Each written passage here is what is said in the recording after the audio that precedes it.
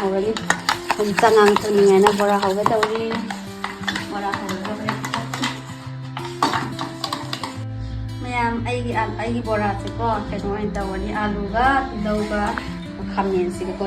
ꯈꯥꯃꯦꯟꯁꯤꯁꯨ ꯃꯤ ꯈꯥꯃꯦꯟ ꯑꯣꯏꯗꯣꯏꯅꯦꯕꯀꯣ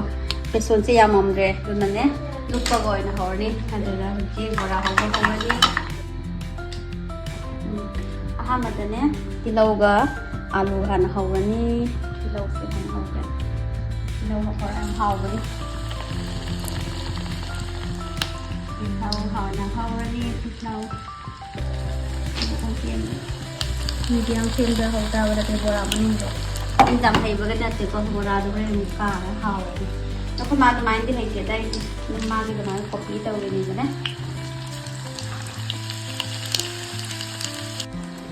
ꯃꯌꯥꯝ ꯑꯩꯒꯤꯁꯦ ꯑꯩꯒꯤ ꯃꯤꯅꯤ ꯕ꯭ꯂꯣꯛ ꯃꯤꯅꯤ ꯚꯤꯗꯤꯑꯣ ꯍꯥꯏꯇꯥꯔꯦ ꯑꯗꯣ ꯑꯩꯒꯤ ꯚꯤꯗꯤꯑꯣꯁꯦ ꯄꯥꯝꯃꯗꯤ ꯃꯌꯥꯝ ꯐꯣꯂꯣ ꯅꯝꯕꯤꯔꯝꯃꯣ ꯇꯥꯕꯨ ꯇꯥꯔꯒ ꯈꯪꯗꯦ ꯇꯥꯗꯤ ꯇꯥꯗ꯭ꯔꯦ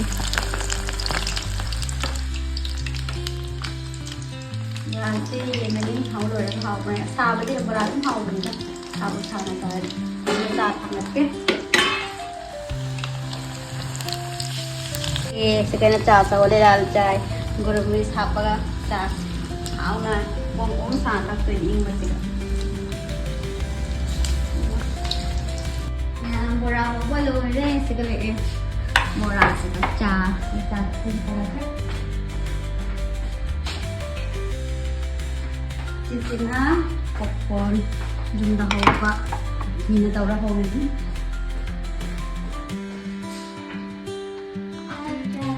ꯆꯅꯝ ꯍꯧꯖꯤꯛ ꯏꯪꯊꯝꯊꯥꯗ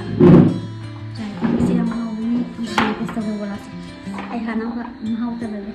ꯇꯤꯜꯍꯧ ꯕꯣꯔꯥꯅꯤ ꯕꯣꯔꯥꯁꯦꯍꯥꯎꯋꯦ ꯃꯆꯨꯁꯨ ꯍꯥꯎꯋꯦ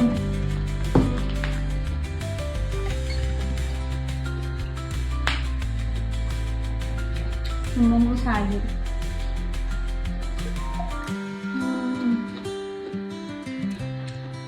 hào đó anh phải bora hào mẹ mini blog thì sẽ nói chuyện là có mẹ mình đôi pe sẽ follow nam bi đâu mẹ làm phải có câu vui bye bye nhiều tốt